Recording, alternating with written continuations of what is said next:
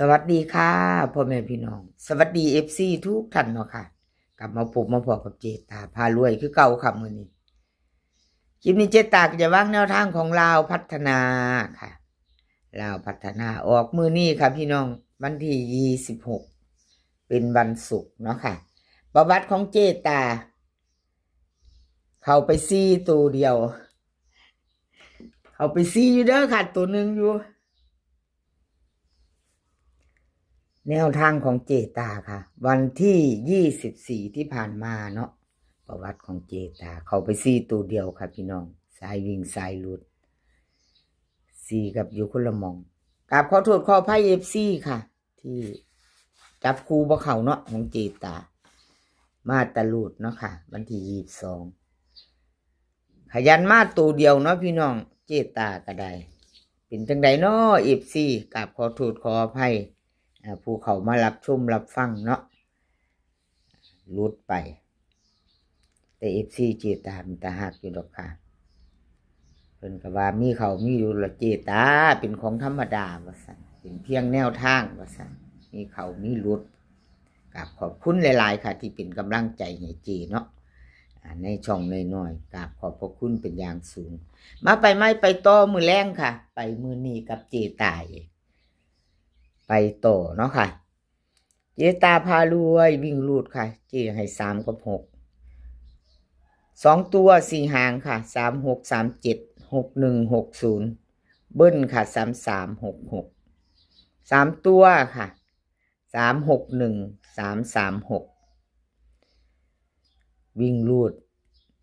3กับ6เด่นทอกันค่ะจีให้เด่นทอกันไม่มีรอง36ค่ะกับ60เน้น2หาง2ตัวเนาะค่ะ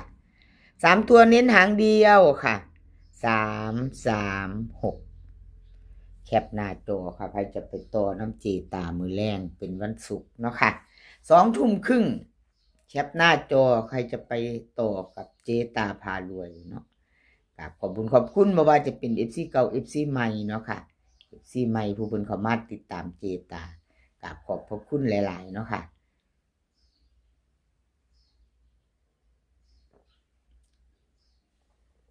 เสียงก็เป็นแหบๆเด้อพี่น้องจิบน้ำอยู่เป็นบัดลงคอหน่อยนึงแหบๆค่ะมื้อนี้ขออภัยหลายๆคันเสียงบ่ชัดบ่ใสเนาะแคปหน้าจอค่ะใครจะไปต่อกับเจตาแคปหน้าจอไว้ไปต่อมื้อแรง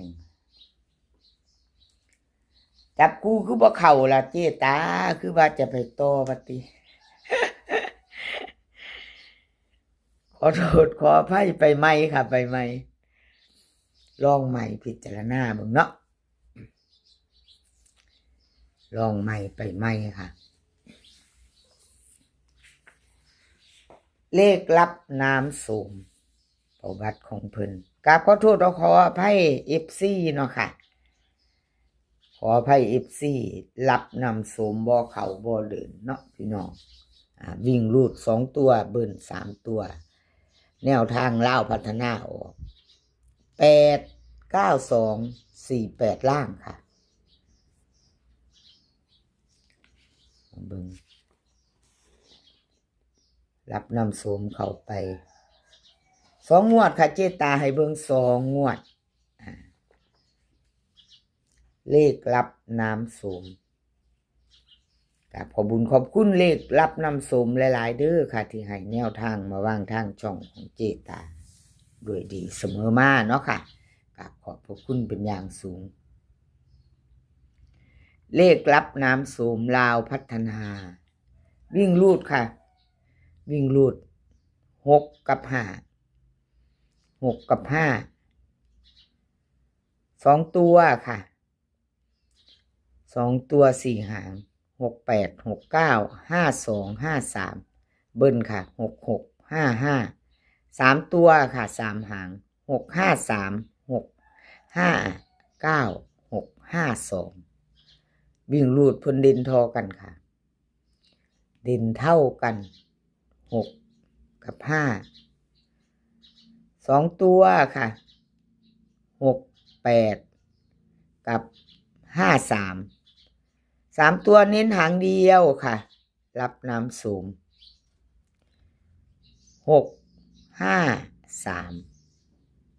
แคปหน้าจอไว้ครับพี่น้องใครจะไปต่อกับเลขรับน้ำสูงมือแรงเนาะค่ะเป็นวันศุกร์2 ทุ่มครึ่งค่ะลาวพัฒนาแคปหน้าจอใครจะไปต่อกับเพิ่นไปต่อแคปหน้าจอ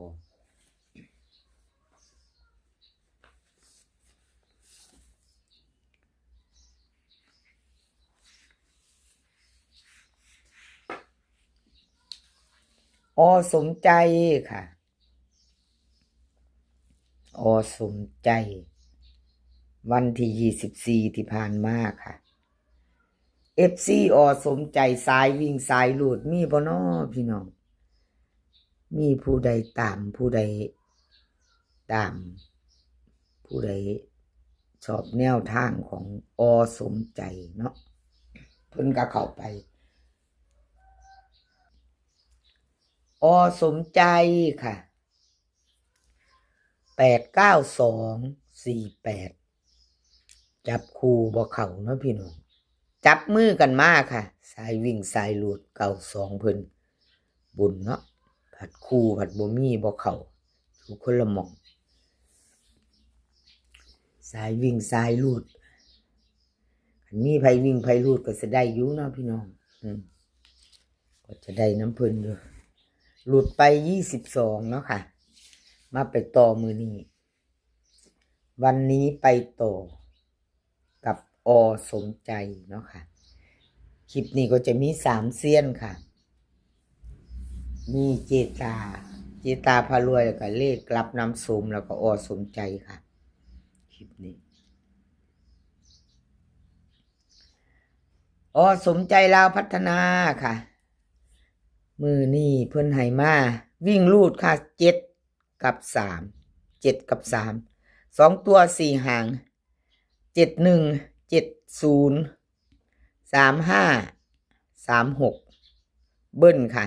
77 33 3ตัวค่ะ3ตัว3หาง371 3อันนี้มาไปต่อค่ะเจตาบ่ใส่เลขหายเพิ่นใส่แต่3ปั่นเลขเบิ้ลเนาะพี่น้องขอโทษขออภัย335ค่ะ3ตัว736เลขวิ่งรูดเพิ่นเด่น3ค่ะรอง7เด่น3รอง7 2ตัวเน้น70กับ36 70กับ36เน้น2หางเด้อค่ะสมใจ3ตัวเน้นหางเดียวค่ะ3ตัวเน้นหางเดียว736แคปหน้าจอไว้ค่ะพี่น้องไปต่อมือแรงกับสมใจเนาะค่ะFC สมใจแคปหน้าจอไว้ไปรุ่นไปพิจารณาเบิ่งมือแรงเนาะค่ะเลขทุกตัวมาวางเพื่อเป็นแนวทางโปรดใช้วิจารณญาณในการรับชมเป็นอย่างสูงเนาะค่ะกราบขอบคุณสมใจที่ให้แนวทางมาวางทางช่องแล้วก็กราบขอบคุณ FC ค่ะทั้ง FC เก่า FC ใหม่เนาะที่เข้ามาติดตามเข้ามากดไลค์กดแชร์ให้เจตาเข้ามาคอมเมนต์เป็นกำลังใจให้เจตาเนาะค่ะกราบขอบพระคุณเป็นอย่างสูงคลิปนี้ก็ขอให้พี่น้องโชคดีค่ะขอให้โชคดีมื้อแรงกับลาวพัฒนาให้โชคดีกันทุกคนมื้อนี้ก็ขอให้มีความสุขค่ะขอให้สุขภาพร่างกายแข็งแรงสุขภาพย่อมมาก่อนเสมอเนาะค่ะสุขภาพย่อมมาก่อนเดินทางไปไสก็ขอให้ปลอดภัยค่ะเดินทางไปก็ขอให้มีโชคกลับมาก็ขอให้มีชัยคลิปหน้าพ่อกันไหมค่ะคลิปนี้ก็กราบขอบคุณหลาย คลิปหน้าพ่อกันไหมสวัสดีค่ะ